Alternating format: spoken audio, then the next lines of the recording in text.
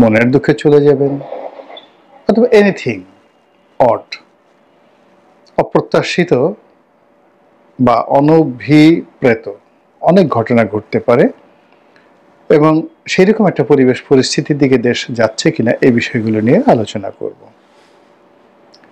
আমাদের দেশের মানুষের যে স্বাভাবিক চরিত্র, আমরা সবসময় শক্তের ভক্ত, নরমের জম।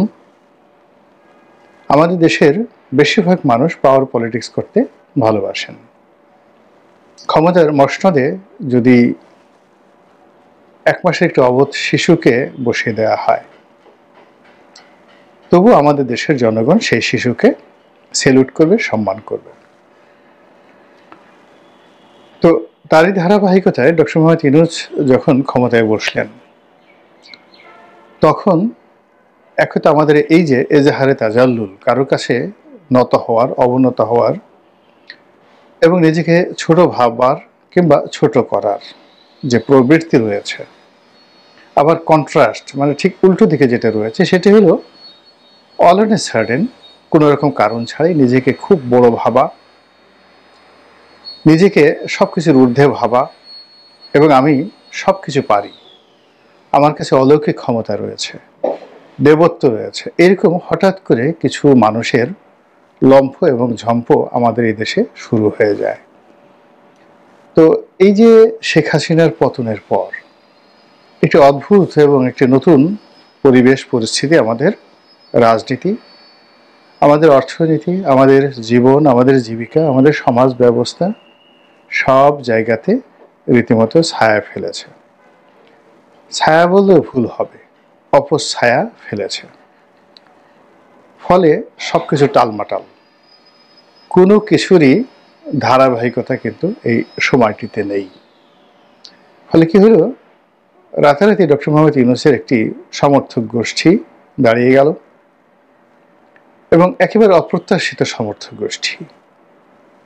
আমাদের দেশের যে সকল ইসলামী বক্তা, যে সকল ইসলামিক নেতা, তাদের একটা বিরাট অংশ ডক্টর মোহাম্মদ ইউনূসকে ঘৃণা করতেন। বিরাট অংশ বলে ভুল হবে, বলতে গেলে সবাই। তাকে তারা সুদখোর বলে গালিগালাজ করতেন, এবং এই গালিগালাজ করে তারা শান্তি পেতেন।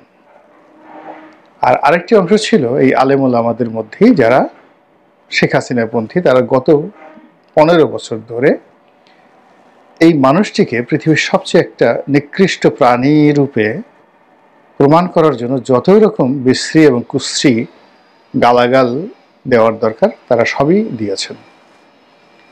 কিন্তু অবাক করার ব্যাপার হলো যে ডক্টর মোহাম্মদ ইউনূস ক্ষমতা লাভের পরে হাতে গোনা 2-4 জন ইসলামী বক্তা অথবা তৌহিদি জনতার খুব অল্প একটি অংশ তাদের যে অতীতের কথাবার্তা সেগুলো তারা স্মরণ রেখেছেন।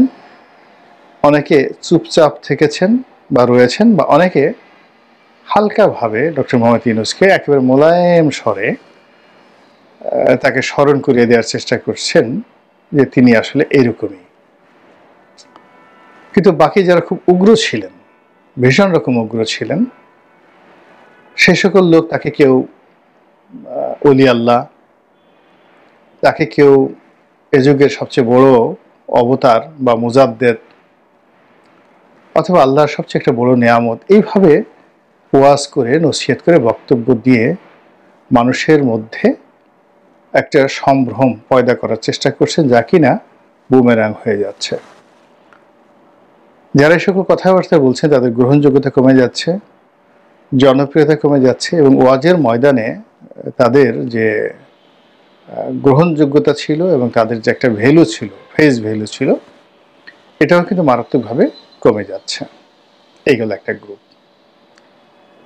দ্বিতীয় আরেকটি গ্রুপ হলো যে এখানে কিংস পার্টি গঠন হচ্ছে।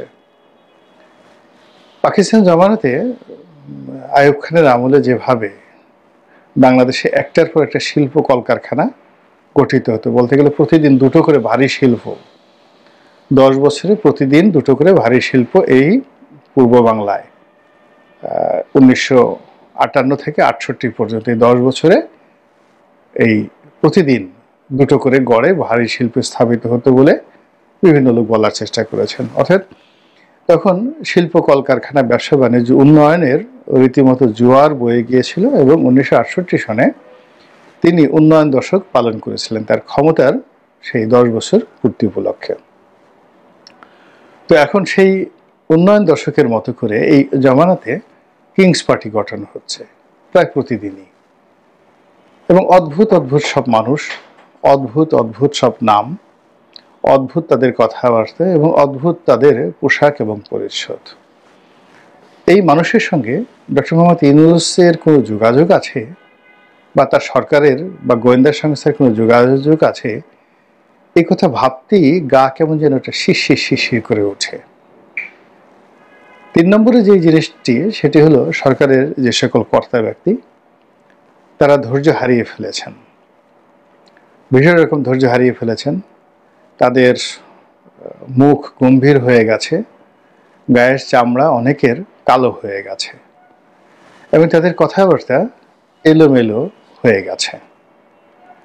তো এরকম একটা পরিস্থিতি যখন তৈরি হচ্ছে, সেই পরিস্থিতিতে এই সরকারের 5 বছর কন্টিনিউ করা কিংবা এই সরকারের আজীবন ক্ষমতায় থাকা কিংবা কিছু না হোক 2 বছর 3 বছর থেকে একটা নির্বাচন দেওয়া, এটা বলতে গেলে দুরূহ একটা বিষয় হয়ে দাঁড়িয়েছে। এগুলো সব ভাবের কথা। আপনি যদি ভাবের কথা বাদ দিয়ে একেবারে রূঢ় বাস্তবতায় আসেন, সেই রূঢ় বাস্তবতা হলো যে আপনাকে আপনার লিমিট জানতে হবে এবং বুঝতে হবে। ব্যক্তি জীবনে এবং রাজনীতিতে যখন কেউ লিমিট ক্রস করে তখন আর সে সেখানে থাকতে পারে না। অবস্থা দৃষ্টি মনে হচ্ছে যে সরকার এবং ডক্টর মোহাম্মদ ইউনূস বেসিক্যালি নিজেকে এখন একটি আনলিমিটেড কোম্পানি বানিয়ে ফেলেছেন। তার মনে হচ্ছে তিনি অনেক সুন্দর কথা বলতে পারেন, তার মনে হচ্ছে তিনি মহাকাশ পাড়ি দিতে পারেন, তার মনে হচ্ছে তিনি আরো অনেক কিছু করতে পারেন। এর ফলে কি হচ্ছে, তিনি যে জিনিসটি জানেন না, যে জিনিসটি বোঝেন না এবং যেটা তার কর্তব্য এবং ধর্তব্যের মধ্যে পড়ে না, এই বিষয়গুলোর সঙ্গে তিনি জড়িয়ে গেছেন এবং তার কাছে মনে হচ্ছে যে এই কাজগুলো করলে দেশের হয়তো ভালো হবে, তিনি অমরত্ব লাভ করবেন, আর তার চোখে উন্নত বিশ্বের যে যাকে বলা হয় ঝকঝকে তকতকে রাস্তাঘাট, পরিপাটি বিমানবন্দর, শুনশান যে একটা বাহ্যিক অবস্থা এবং মানুষের যে নির্ভর জীবন, এটি তার মন এবং মস্তিষ্কে রীতিমতো ভর করেছে। ফলে খুব অল্প সময়ের মধ্যে তিনি এই বাংলাদেশকে সিঙ্গাপুর বানানোর জন্যে কিংবা নিদেন পক্ষে মালয়েশিয়া বানানোর জন্যে তিনি চেষ্টা করেছেন বা চেষ্টা চালিয়ে যাচ্ছেন বা পরিকল্পনা করেছেন। এটা অনেক ইতিবাচক অর্থে আমি এটা ধরলাম, কিন্তু এটা যে সম্ভব নয়। এটি যদি তিনি লি কুয়ান, সিঙ্গাপুরের যিনি ফাউন্ডার ফাদার, তার জীবনে পড়তেন, তার ভিডিওগুলো দেখতেন এবং তার কথাবার্তাগুলো শুনতেন, তিনি 60-এর দশকে যখন রাজনীতি শুরু করলেন এবং 70-এর দশক থেকে তিনি যখন সফল হলেন, সেই সফল হওয়ার সময় তার যে অভিব্যক্তি, তার যে বক্তব্য, তার যে কথা, এই বিষয়গুলোর সঙ্গে যদি ডক্টর মোহাম্মদ ইউনূসের 1980 সনের যে যৌবন, তার যে তৎপরতা, এগুলো তুলনা করা যেত বা তাকে যদি ওই অবস্থায় পাওয়া যেত, তাহলে হয়তো লি কুয়ানের যে সংগ্রামের সঙ্গে ডক্টর মোহাম্মদ ইউনূসের এখনের যে সংগ্রাম, এটি কিছুটা হলে সম্ভব হতো। দ্বিতীয়ত, লি কুয়ানের যে আত্ম উপলব্ধি, তার যে বাস্তব অভিজ্ঞতা, এটি তিনি রাজনীতি থেকে অবসর নেওয়ার পরে যখন মিনিস্টার মেন্টর হিসাবে দায়িত্ব পালন করলেন, ওই সময়টাতে তিনি শুধু সবার সময়তে সেমিনার করতেন। ওই সময়ের বক্তব্যতে তিনি যেটি বলেছেন যে সিঙ্গাপুরের যে মডেলটি এখন রয়েছে এটি গুজরাটে হবে না। আবার একই কথা মিস্টার নরেন্দ্র মোদী বলেছেন যে তিনি গুজরাটের কিংবদন্তির উন্নয়ন সাধিত করেছিলেন, কিন্তু বৃহত্তর ভারতবর্ষে গুজরাট মডেল কোনো অবস্থাতেই বাস্তবায়ন সম্ভব নয়। তো কাজেই যারা তাকে নিয়ে খুব বেশি আশা করেছিল তাদেরকে নরেন্দ্র মোদী বলেছিলেন যে আমাকে আমার মতো চেষ্টা করতে দেন, আমি এই ভারতবর্ষে বা এই দিল্লিতে অতীতে যা কিছু হয়েছে তাদের চেয়ে খুব বেশি ভালো কিছু করতে পারবো বলে আমার কাছে মনে হচ্ছে না। এটি হলো তার প্রাজ্ঞতা। একইভাবে সিঙ্গাপুরের যে লি কুয়ান, তিনিও তার যে পরিণত বয়সের যে বক্তব্য, তিনি বারবার বলেছিলেন যে একটা ছোট আইল্যান্ড, সামান্য কিছু মানুষ এবং ভৌগোলিকভাবে এরকম একটা সুবিধাজনক অবস্থা পেয়ে আমি যে কাজটি করতে পেরেছি এটি অন্য ভূখণ্ডে আমি পারতাম না। দ্বিতীয়ত আমি যে সময় পেয়েছি এবং আমি যাদেরকে সহকর্মী হিসাবে পেয়েছি এটাও সফলতার একটা মানদণ্ড। তো সেই দিক থেকে ডক্টর মোহাম্মদ ইউনূস এখন যে সময়টি পেয়েছেন এটি বড় বেয়ারা সময়, অসময় তার জন্য এবং আমাদের সকলের জন্য। দ্বিতীয়ত তার যে বয়স, এ বয়স ভীষণ রকম তার জন্য একটা বোঝা।